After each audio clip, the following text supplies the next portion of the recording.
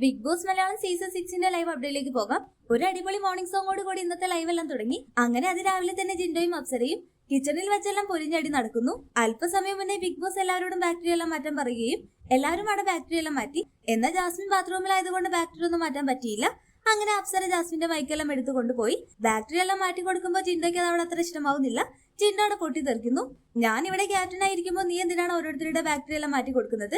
അതുമല്ല, അവരവരുടെ ബാക്ടറി അവരവർക്ക് മാറ്റാൻ അറിയില്ലെങ്കിൽ ആരും ബാക്ടറി മാറ്റുന്നതെല്ലാം പറഞ്ഞുകൊണ്ട് ജിൻഡോടെ പൊട്ടിത്തെറിക്കുമ്പോൾ അപ്സര പറയുന്നുണ്ട്, അവൾ ബാത്റൂമിലായതുകൊണ്ടാണ് ഞാൻ മാറ്റി കൊടുത്തത്. കാരണം അവൾ ഒഴികെ ബാക്കി എല്ലാവരുടെ ബാക്ടറി എല്ലാം മാറ്റി. ആരൊക്കെ ബാക്ടറി എല്ലാം മാറ്റിയെന്ന് നോക്കേണ്ടത് ക്യാപ്റ്റന്റെ കടമയാണ്. നിങ്ങൾ അത് ചെയ്യാത്തത് കൊണ്ടാണ് ഞാൻ മാറ്റി കൊടുത്തത് ഇങ്ങനെ അപ്സരയുടെ പറയുന്നു. അപ്പോൾ ജിൻഡോ പറയുന്നുണ്ട്, ബാത്റൂമിലാണെങ്കിലും എവിടെയാണെങ്കിലും ഇറങ്ങി വന്നുകൊണ്ട് ബാക്ടറി എല്ലാം മാറ്റണം. ഞാനും ഒരു കാലത്ത് കുളിച്ചിരുന്നു.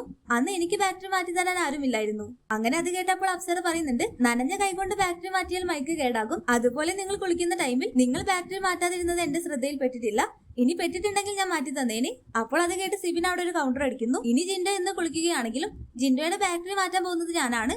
അത് കേട്ട് പൊട്ടിച്ചിരിച്ചു പോകുന്ന ജിൻഡോയെ കാണാം. പിന്നീട് അതെല്ലാം കഴിഞ്ഞ് അൻസിബ ജിൻഡോയുടെ അടുത്തായിട്ട് പറയുന്നു, നിങ്ങൾ അപ്പോൾ പറഞ്ഞത് ശരിയായില്ല. അവൾ കുളിക്കുന്നത് കൊണ്ടാണ് അപ്സരയിച്ച് അവളുടെ ബാക്ടറി എല്ലാം മാറ്റി കൊടുത്തത്. അതിനിപ്പോൾ എന്താണ് കുഴപ്പം? നിങ്ങളിപ്പോൾ ഈ വഴക്കെല്ലാം ഉണ്ടാക്കിയത് വെറുതെ എന്നെല്ലാം പറയുന്ന അൻസിബയെല്ലാമാണ് ലൈവിൽ കാണിക്കുന്നത്. അങ്ങനെ അതിരാവിലെ തന്നെ ലൈവിൽ പൊരിഞ്ഞടിയാണ്.